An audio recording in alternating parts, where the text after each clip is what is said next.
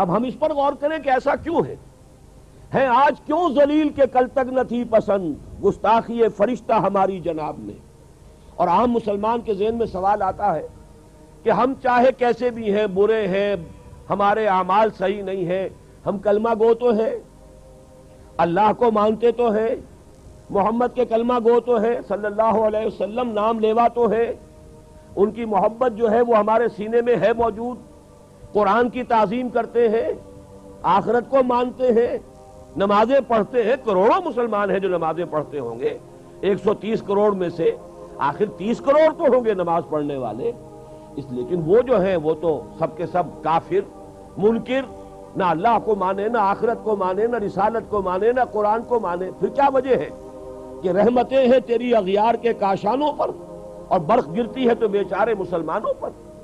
اس موضوع پر الحمدللہ کہ میرے مضامین نوائے وقت میں چھپ چکے ہیں، اور اب چونکہ وہ تکمیل کو پہنچ گیا سلسلہ کتابی شکل میں بھی آ جائے گا۔ اللہ کا ایک قانون عذاب ہے، ایک قانون کے تحت ہوتا ہے جو کچھ ہوتا ہے، اللہ کا ضابطہ ہے۔ قرآن اس کے لیے لفظ سنت استعمال کرتا ہے، وَلَن تَجِدَ لِسُنَّتِ اللَّهِ تَبْدِيلًا وَلَن تَجِدَ لِسُنَّتِ اللَّهِ تَحْوِيلًا۔ اللہ کی سنت، اللہ کے قواعد و ضوابط میں کوئی تغیر نہیں ہوتا۔ اور وہ سنت کیا ہے؟ کافروں پر عذاب اس دنیا میں صرف اس صورت میں آتا تھا کہ کوئی رسول آئے اور ان میں اتمام حجت کر دے، پھر اگر وہ بحیثیت مجموعی وہ قوم رسول کا انکار کرے تو اس قوم کو ختم کر دیا جاتا تھا، جیسے کہ حضرت نوح، حضرت ہود، حضرت صالح، حضرت شعیب، حضرت لوط اور آل فرعون، ان کا تذکرہ قرآن مجید میں سمجھتا ہوں کم سے کم 10 مرتبہ آیا ہے۔ یہ میں بہرحال حساب کر کے تو نہیں کہہ رہا، میرا اندازہ ہے کہ 10 مرتبہ یقیناً ان 6 اقوام کا تذکرہ ہے۔ اور اس کے حوالے سے یہ قانون سمجھ لیجئے، جس قوم کی طرف رسول بھیجا گیا اس قوم نے بحیثیت مجموعی رسول کی دعوت کو رد کر دیا، قوم ہلاک کر دی گئی، صرف رسول بچا لیے گئے اور ان کے ساتھی اہل ایمان بچا لیے گئے۔ اب ظاہر بات ہے کہ اب تو کوئی رسول آئیں گے نہیں، لہذا اس نوع کا عذاب کسی کافر قوم پر نہیں آئے گا قیامت تک، اس لیے کہ کافروں پر عذاب کے لیے یہی قاعدہ ہے۔ اب جو عذاب آئے گا ان پر جو عذاب ہے وہ آخرت کا عذاب ہے، اصل عذاب تو آخرت کا ہی ہے نا، اصل زندگی آخرت کی ابدی زندگی ہے۔ یہاں تو کیا ہے، قوم نوح ڈوب گئی، ختم ہو گئی، 2-4 ڈبکیاں دی ہوں گی ہر آدمی نے، جان نکل گئی، عذاب کیا آیا؟ اصل عذاب تو وہاں ہے جو آخرت کا ہوگا۔ دنیا میں عذاب آتا ہے مسلمانوں پر، مسلمان ہو کر تم اگر اسلام پر عمل نہیں کرتے، دعویٰ تمہارا اسلام کا ہو اور عمل تمہارا کافرانہ ہو، نام لو تم محمد کا صلی اللہ علیہ وسلم اور اتباع کرو تم محمد کے دشمنوں کا، دعویٰ کرو اللہ اور اس کے رسول کی وفاداری کا اور تمہاری دوستیاں ہوں اللہ اور اس کے رسول کے دشمنوں سے، تم کہو اللہ اور اس کے رسول کے احکام کو ہم مانتے ہیں اور سودی کاروبار کر کے اللہ اور اس کے رسول کے خلاف اعلان جنگ کیے رکھو۔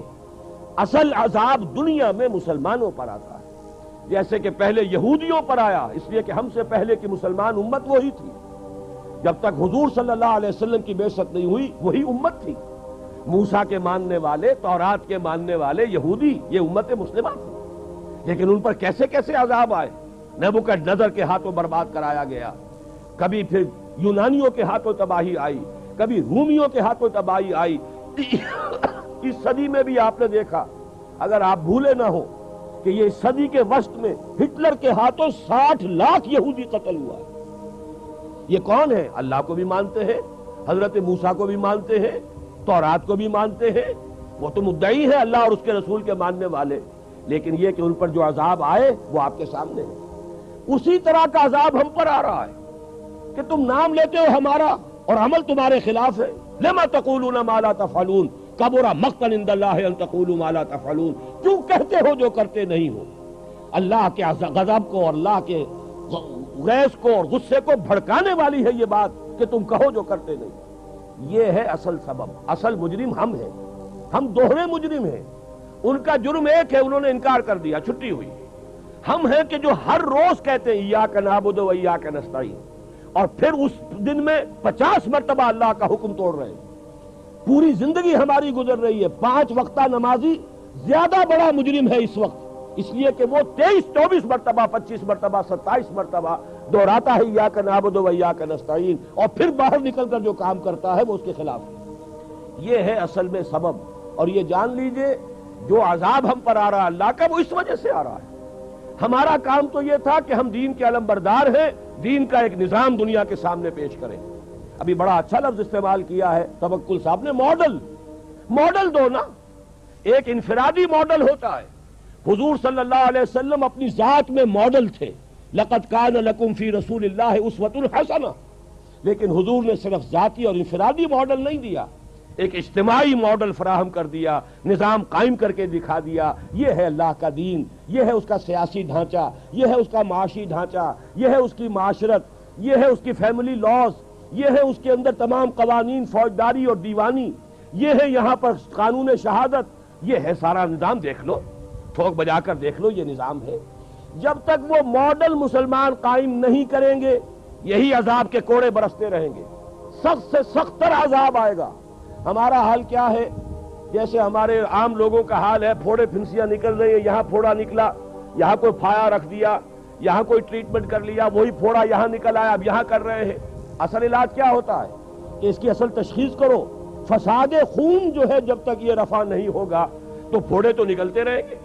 ایک جگہ کی پھنسی ٹھیک ہوگی دوسری جگہ نکل آئے گی, ایک جگہ کا پھوڑا جو ہے ٹھیک کرو گے دوسری جگہ نکل آئے گا. فساد خون, اس لیے کہ ساری خرابی خون میں.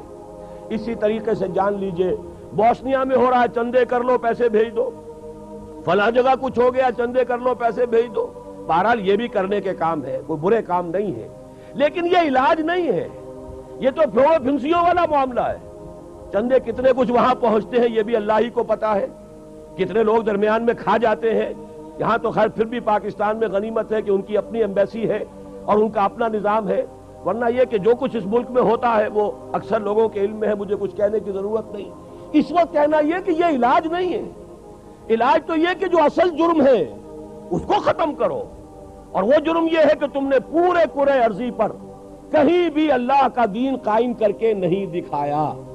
تم نے کہیں بھی وہ ماڈل پیش نہیں کیا کہ دنیا دیکھ سکے کہ یہ ہے. جیسے کہ ابھی توکل صاحب کہہ رہے تھے, نو انسانی تو تلاش میں ہے, در بدر کی ٹھوکریں کھا رہی ہے.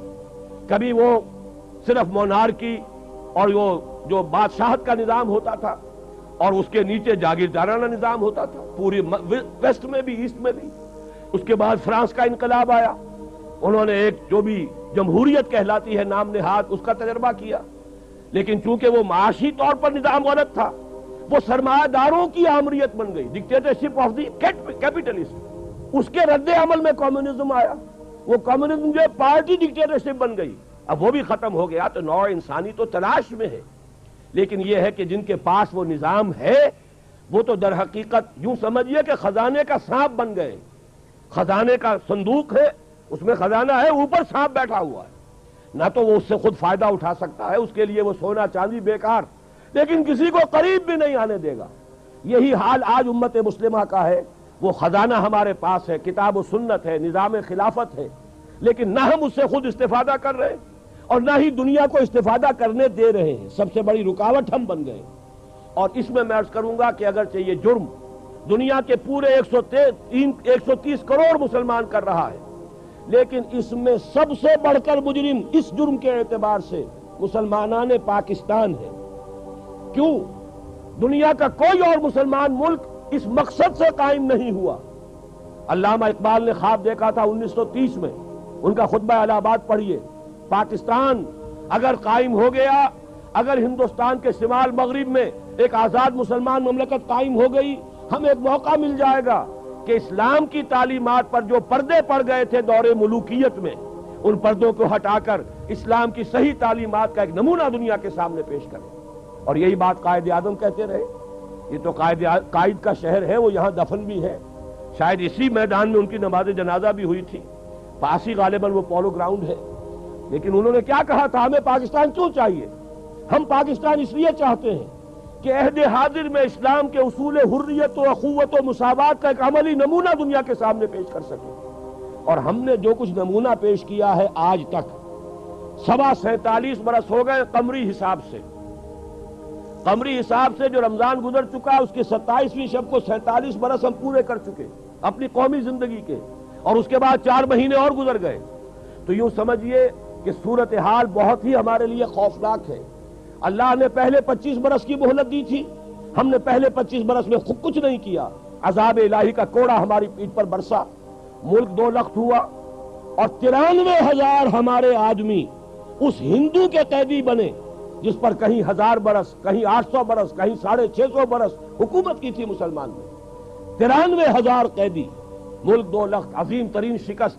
اور یہ پاکستان بھی بچا تھا جس کو کہتے ہوئے گئی ہے دنیا سے اندرا گاندھی، وہ جو پرو پاکستان ٹلٹ تھا نکسن ایڈمنسٹریشن کا، وہ پرو پاکستان ٹلٹ کا مرثیہ کہتے ہوئے گئی ہے، اگر نکسن کا براہ راست ہاٹ لائن پر کوسی جن کو یہ یوں نہ کہ سمجھیے کہ الٹیمیٹم نہ ہوتا کہ ویسٹ پاکستان سے ہینڈز آف ویسٹ پاکستان، اور پھر اس کا حکم نہ ہوتا اندرا گاندھی کو، تو یہ یونیلیٹرل سیز فائر نہ ہوتا تو یہ بھی گیا تھا۔